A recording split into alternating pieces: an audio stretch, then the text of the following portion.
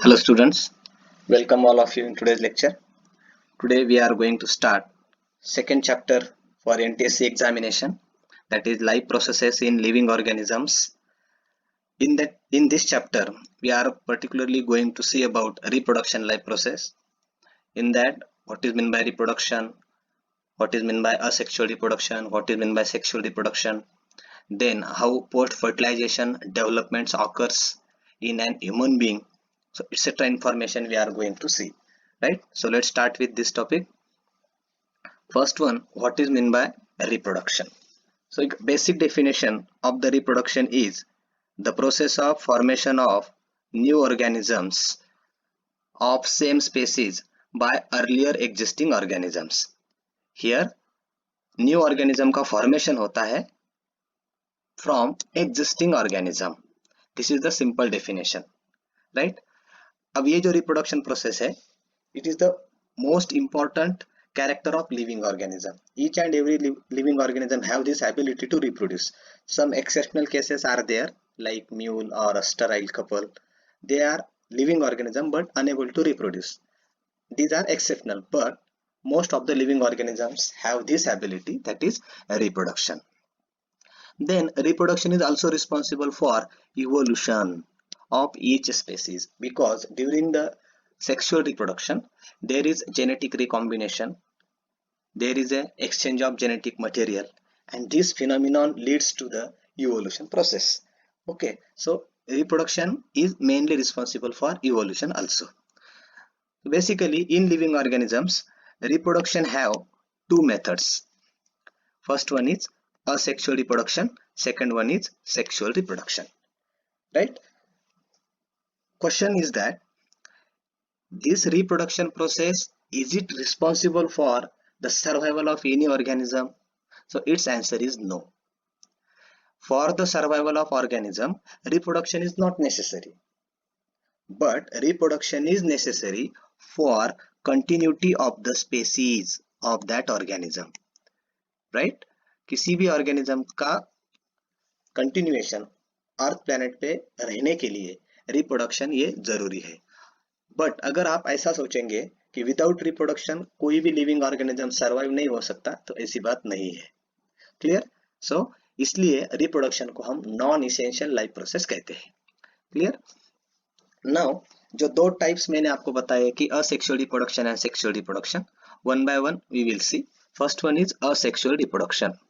The name indicates its definition. Then how we can define this as sexual reproduction? The process of formation of new organism by an organism of same species without involvement of gametes. This word is very important. Without fusion of gamete or without involvement of gamete, new organism produce hona from the pre-existing one. This mode of reproduction is called as asexual reproduction. Clear?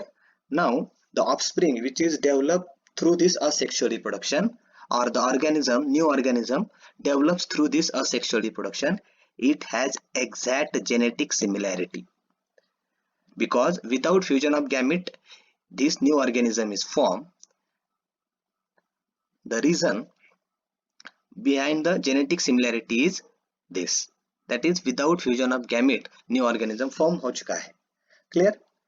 Then asexual reproduction में सबसे important phenomenon कौन सा है? क्यों ये asexual reproduction होता है? तो only because of this mitotic cell division. आपने प्रीवियस चैप्टर में देखा है माइटोसिस एंड मियोसिस. तो सोमैटिक सेल जो होते हैं उनमें ये माइटोटिक सेल डिवीजन होता है. तो असेक्सुअल रिप्रोडक्शन में माइटोटिक सेल डिवीजन का एक इंपॉर्टेंट रोल है, राइट? अब असेक्सुअल रिप्रोडक्शन का एक डिसएडवांटेज क्या है और असेक्सुअल रिप्रोडक्शन का एडवांटेज क्या है? सो जेनेटिक रिकॉम्बिनेशन नहीं होता. Absence of genetic recombination is the drawback. While asexual reproduction is fast process as compared to sexual reproduction, it is the benefit or importance of this asexual reproduction mode. Clear? Genetic recombination अगर नहीं हुआ तो variation नहीं होगा, evolution नहीं होगा, right? But ये एक लिमिटेशन है. बट वही दूसरे साइड में अगर आप देखे जाए तो सेक्सुअल रिप्रोडक्शन के कंपैरिजन में असेक्सुअल रिप्रोडक्शन फास्ट है. क्लियर? अब असेक्सुअल रिप्रोडक्शन यूनिसेलुलर ऑर्गेनिजम्स में भी होता है और मल्टीसेलुलर ऑर्गेनिजम्स में भी होता है. Firstly, we will see about asexual reproduction in unicellular organisms. So, in unicellular organisms, asexual reproduction is found by three ways. First one is binary fission, second one is multiple fission, third one is budding, right? And in multicellular organism, how we are seeing the asexual reproduction? So, by five ways, that is fragmentation, regeneration, budding, vegetative propagation, and spore formation, right? So these are the various methods of asexual reproduction in unicellular organisms as well as in multicellular organisms. One by one we are going to see. Firstly, we will see about asexual reproduction in unicellular organisms. In that, first method is binary fission. So I think all of you have heard this word binary fission. Bi means two. तो cell divide होके, parent cell divide होके to daughter cells तैयार करती है. This is the simple meaning binary fission का. तो कौन से ऑर्गेनिजम्स है ये binary fission asexual mode show करते हैं?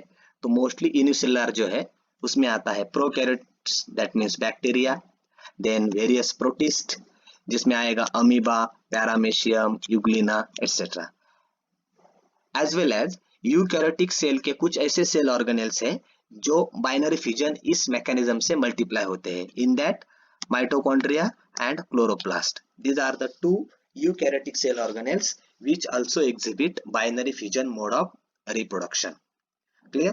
तो एग्जामिनेशन में आपको क्वेश्चन आ सकता है कि among the following which organisms show binary fission mode of asexual reproduction, और ऑप्शंस में आपको ये रहेंगे.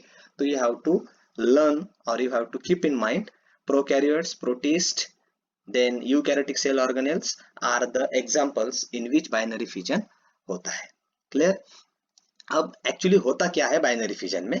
तो parent cell divides into two similar daughter cells. पहले ही बताया कि ये असेक्सुअल मोड है. तो जब पेरेंट सेल डिवाइड होगी तो वो दो डॉटर सेल्स तैयार करेगी which are exactly similar to the parent cell. Okay, अब ये बाइनरी फिजन जब होता है it occurs either by mitosis और अमाइटोसिस. ये आपको क्लियरली ध्यान में रखना है. बाइनरी फिजन होते समय एक तो माइटोसिस की हेल्प से होगा, नहीं तो अमाइटोसिस की हेल्प से होता है. अब बाइनरी फिजन होता कब है? ऑब्वियसली जब भी एनवायरमेंटल कंडीशंस फेवरेबल रहेंगे, that means food availability is there, optimum temperature is there. In such case और in such environment binary fission living organism perform करते हैं. सो सबसे इंपॉर्टेंट क्या है कि living organism perform this binary fission during favourable conditions, that means availability of abundant food material और suitable temperature, suitable rainfall etcetera, right? अब binary fission अगर आप देखा जाए तो यहाँ डायग्राम में आप देख सकते हो कि बाइनरी फिजन के थ्री टाइप्स है. बेसिकली जो प्रोटिस्ट है, दैट मीन्स अमीबा हो या पैरामेशियम हो, ऐसे these are the example of protist. तो इन प्रोटिस्ट में आपको थ्री टाइप्स का बाइनरी फिजन ऑब्जर्व होता है, जिसमें है simple binary fission, transverse binary fission and longitudinal binary fission. तो ये किसके बेसिस पे ये तीन टाइप्स है? तो on the basis of axis of fission. कहाँ फिजन स्टार्ट होने वाला है, एक्सिस कौन सा है, इसके बेसिस पे ये फिजन के थ्री टाइप्स है, simple, transverse, longitudinal. One by one we will see. First one is simple. तो सिंपल बाइनरी फिजन आपको अमीबा में मिलता है कि जहां पे आप एनी प्लेन पे ये बाइनरी फिजन प्रोसेस स्टार्ट हो सकती है. इसके पीछे रीजन है कि अमीबा ये इरेगुलर इन शेप है. तो यहाँ पे आप देख सकते हो कि अमीबा एक मिडल पार्ट पे कॉन्स्ट्रिक्शन दिखा रहा है, मतलब यहाँ पे वो डिवाइड होना चाहता है. अब बाइनरी फिजन होते समय पहले न्यूक्लियस डिवाइड होता है. Here in diagram you can see कि पहले न्यूक्लियस एक्सटेंड हो रहा है.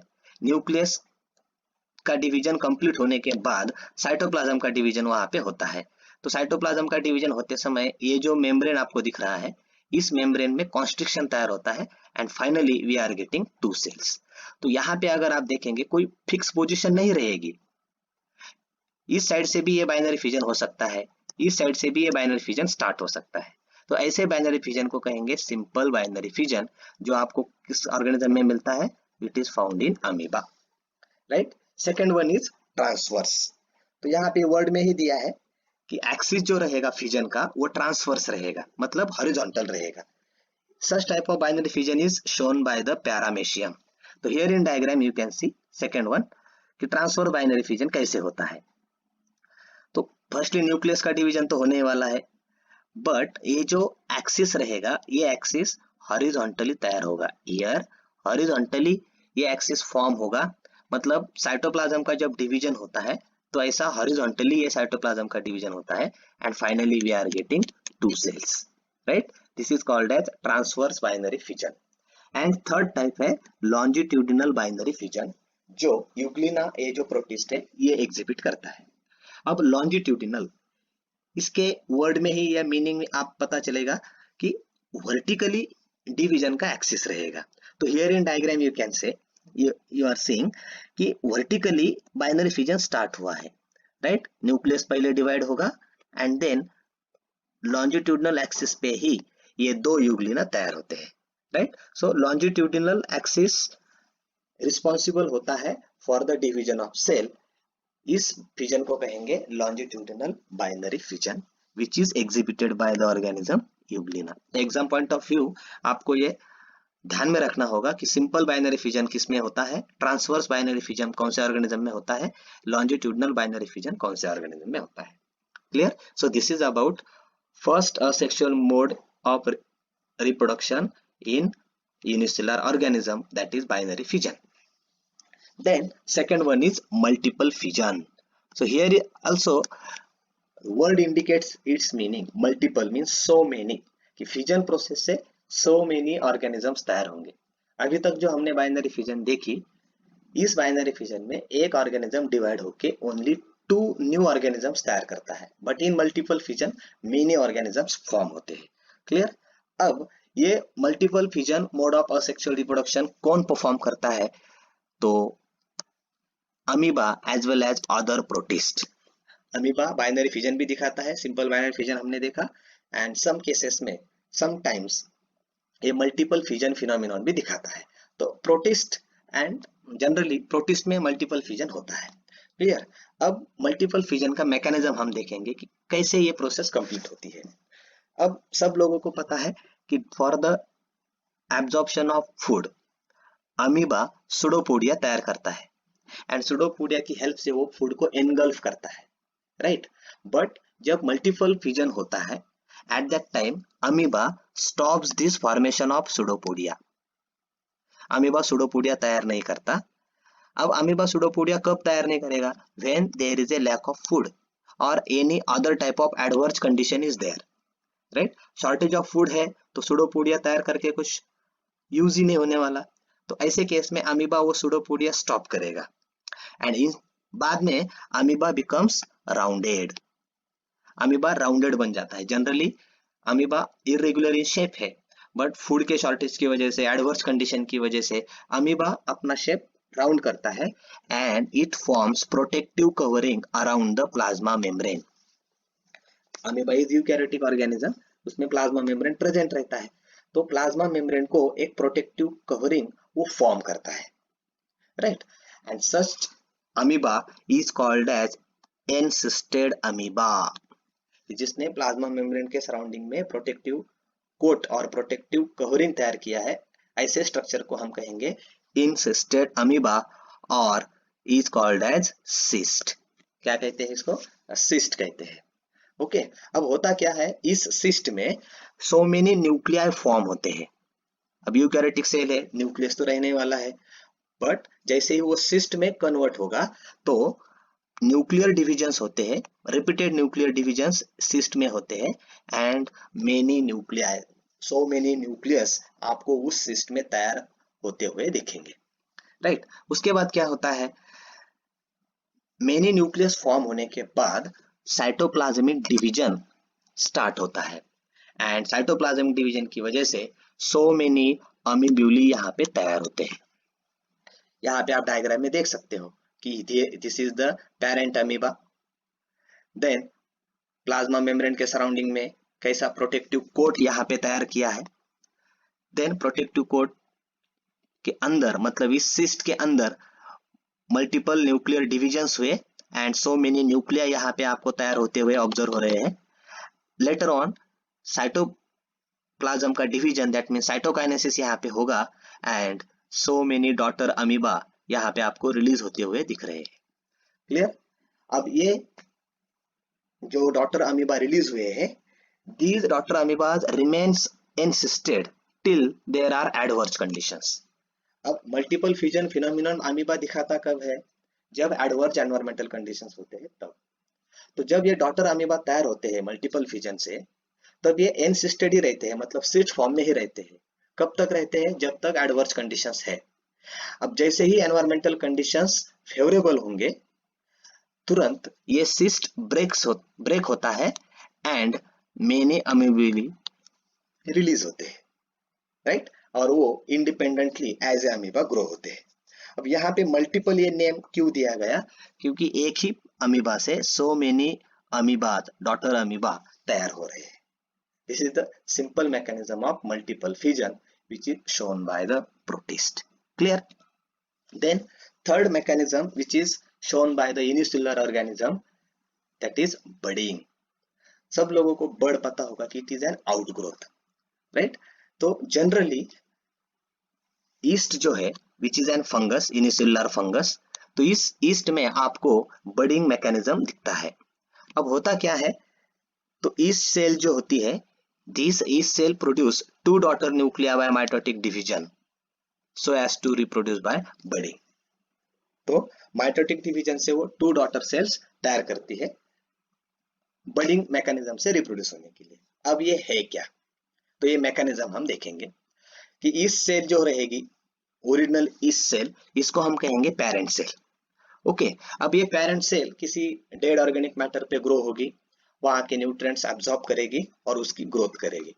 जैसे ही पेरेंट ईस्ट सेल की ग्रोथ होती है, उसके बाद there is a formation of small bulge on the surface of parent cell. Small bulge और स्मॉल आउटग्रोथ पेरेंट सेल के सरफेस पे आपको अपीयर होती हुई दिखाई देगी। अब दिस बल्ज और this outgrowth it is nothing but a bud. Okay, ये आउटग्रोथ क्या है, एक बर्ड है। अब ये जो बर्ड रहेगी, इसमें जो 2 न्यूक्लिया है, मैंने पहले क्या बताया कि yeast cell 2 daughter nuclei mitotic division से तैयार करती है बर्डिंग प्रोसेस से रिप्रोड्यूस होने के लिए। तो जैसे ही ये बल्ज तैयार होगी, तो 2 डॉटर न्यूक्लिया में से 1 daughter nuclei enters into this bud, right. और ये बर्ड अब 1 टाइप ऑफ सेल बन गई। अब ये बर्ड इनिशियली अटैच होती है पेरेंट बर्ड को और पेरेंट सेल को ही, और पेरेंट सेल से ही, पेरेंट ईस्ट से ही वो अपने न्यूट्रिएंट्स एब्जॉर्ब करती है, अपनी ग्रोथ करती है।